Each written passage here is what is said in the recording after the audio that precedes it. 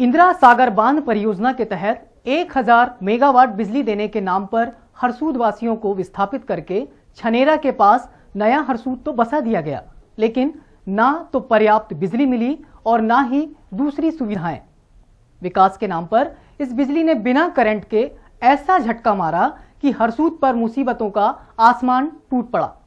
विस्थापन की आंधी ने हरसूद वासियों से रोजी रोटी को छीन लिया उनके जीने के आसरे को।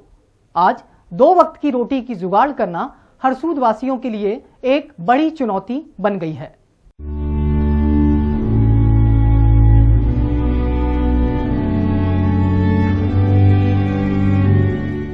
जून को हरसूद डूबने के 7 साल बाद विस्थापितों की बस्ती नया छनेरा में बड़ी संख्या में ऐसे परिवार मिल जाएंगे जिनके लिए 2 जून की रोटी दुनिया का सबसे बड़ा सवाल है। एक सवाल जो हर रोज उनके घरों में सुबह होने के साथ जागता है और पूरा घर रोज उससे जूझता रहता है।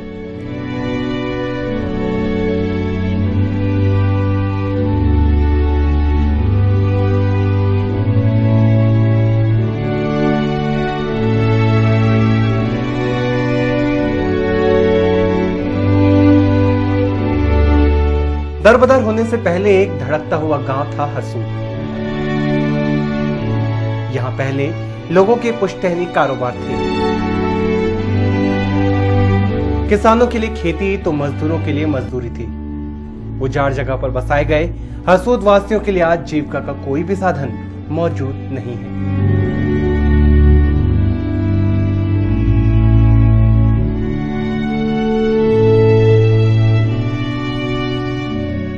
पर्याप्त बिजली यहाँ पर उपलब्ध की गई है? पर्याप्त तो नहीं मिलती है।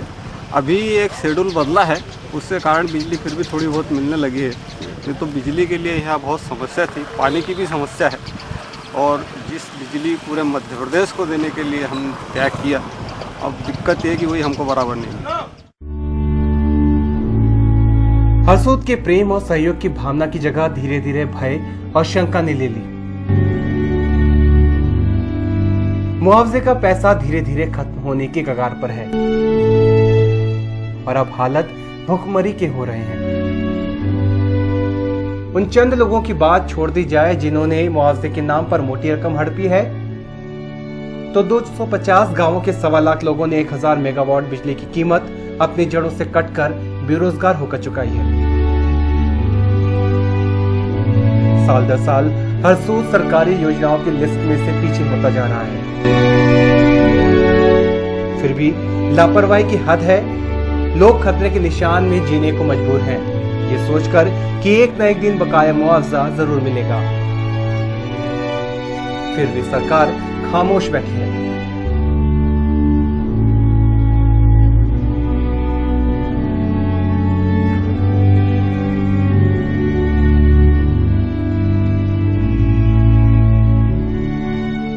हरसूद का विस्थापन हुआ जरूर है, लेकिन यहाँ रोजगार के अवसर बिल्कुल नहीं है। सबसे पहले गवर्नमेंट को यहाँ पर रोजगार के अवसर खोलना चाहिए और इसी शहर को अगर किसी हाईवे पर बसाते तो वहाँ पर रोजगार के अवसर ज़्यादा होते।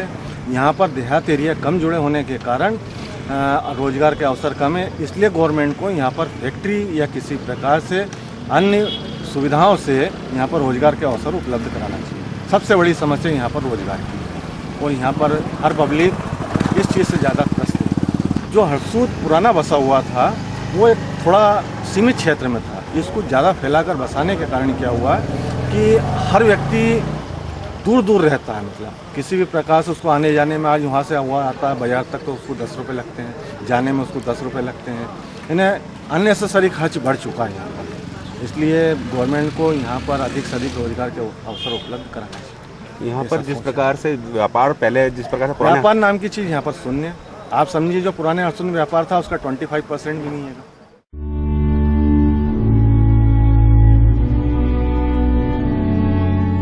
हरसूद का मूल पेशा खेती किसानी थी, जो हरसूद के साथ ही खत्म हो गया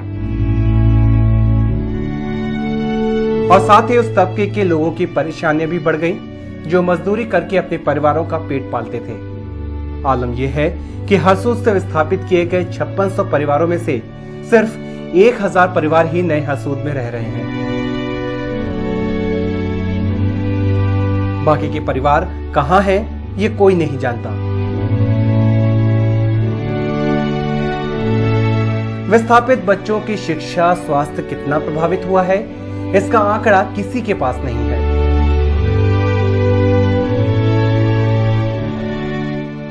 सरकार के पास तो बिल्कुल भी नहीं, जिनके जिम्मे इन विस्थापितों का पुनर्वास था। शासन स्तर पर आज तक सरकार द्वारा इन विस्थापितों को ना ही रोजगार के अवसर दिए गए और ना ही उद्योग लगाए गए, जिससे ये लोग अपने 2 जून की रोटी का जुगाड़ कर सकें।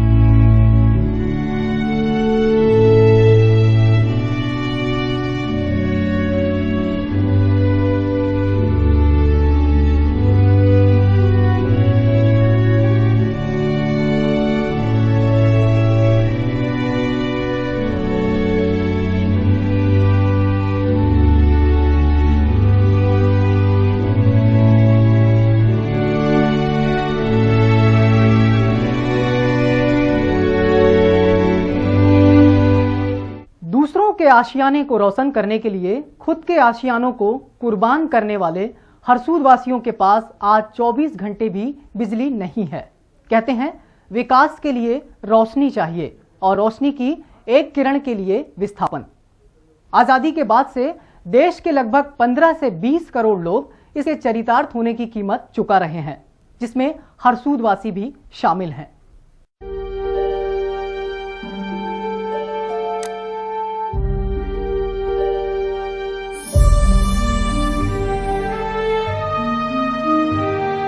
सात बरस पहले हरसूद खंडहर में तब्दील हुआ था। इस दौरान वहां कुछ नहीं बदला सिवाय दुखों के और गहरे होने के। सरकार के प्रति लोगों के अविश्वास के प्रबल होने के।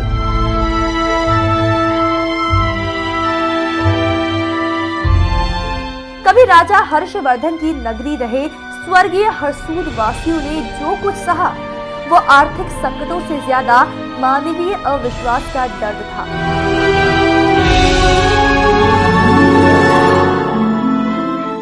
जिन लोगों को ये विश्वास था कि लोकतंत्र लोक का, लोक के लिए शासन है, उनकी इस सोच को जो आघात लगा वो विस्थापन से भी ज्यादा था।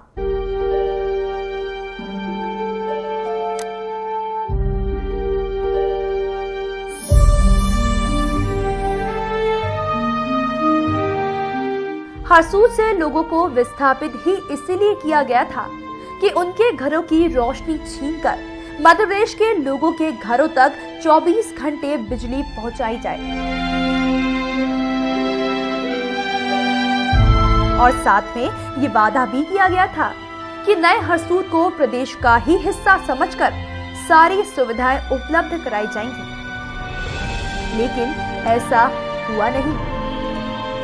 स्थापित करने की पुरजोर कोशिश करें, जिसमें कि अभी प्रतीक्षारत प्रस्तावित रेवा थर्मल पावर प्लांट जो है प्रस्तावित है, उसका शिलान्यास करने की पुरजोर कोशिश करें। मैं ये पूछना चाहूँगा कि आज दिनांक तक क्या पर्याप्त आपको मुआवजा मिल चुका है? हमें मुआवजा तो ये मान के चले कि हमारी जो जमीन का मुआवजा दिया गया है 39 रुपये 20-30 पैसे, जिसमें कि आज हम एक मीटर सूती कपड़ा नहीं खरीद सकते।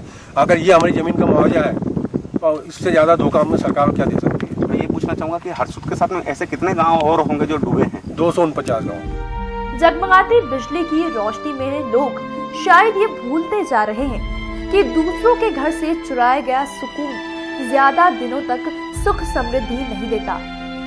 रोशनी की अंधी चाह में हजारों के घर बार कुचलना, उनको सहज मानवीय अधिकार ना देना 1 अरब की आबादी वाले इस देश में मायने ना रखता हो, लेकिन उन लोगों के लिए जरूर मायने रखता है जो इस दौर से गुजर चुके हो या गुजर रहे हैं। आज हरसूद से खदेड़े गए लोगों की सुध लेने वाला कोई नहीं है। विस्थापन से पहले जो जैसा था, अब उसकी हालत और बदतर हो गई है। किसान मजदूर हो गए, मजदूर बेकार हो गए, व्यापारी कर्जदार हो गए और कर्जदार फांसी पर झूल गए।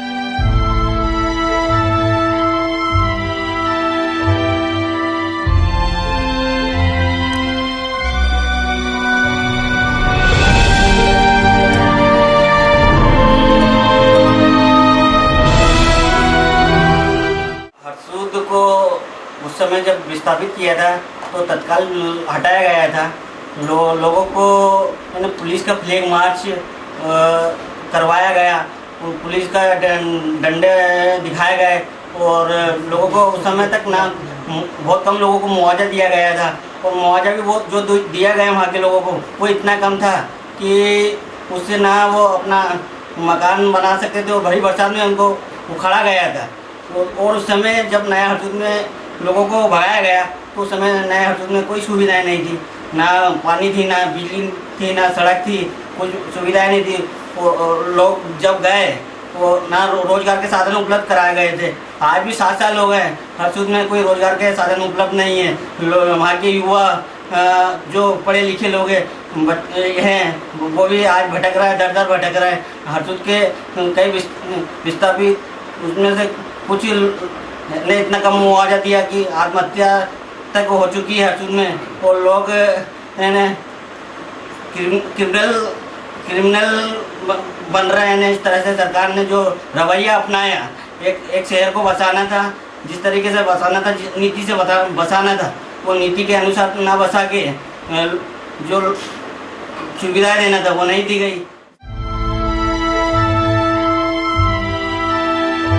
जिस तरीके से हरसूद के विस्थापन के विरोध में लोगों ने पुलिस की पिटाई सही,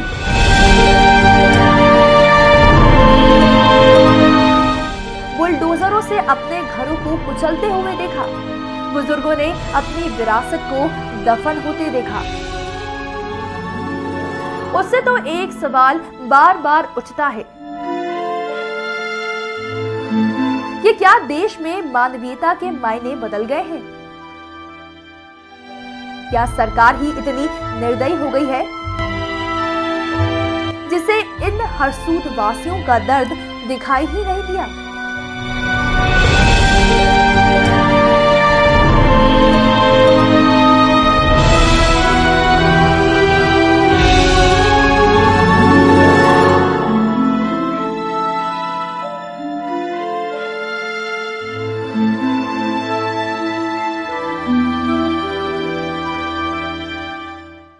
तो देखा आपने किस तरह हरसूद वासियों के दर्द को सरकार ने अपने ढुलमुल रवैये से और भी बढ़ा दिया है।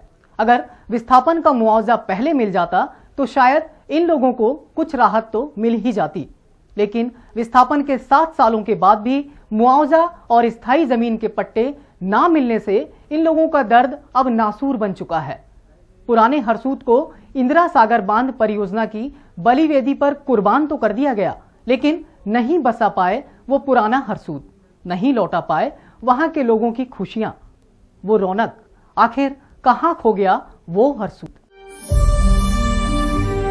कहां गई वो चौपालों की रौनक, वो हंसी ठिठोली, वो लोगों का रेला,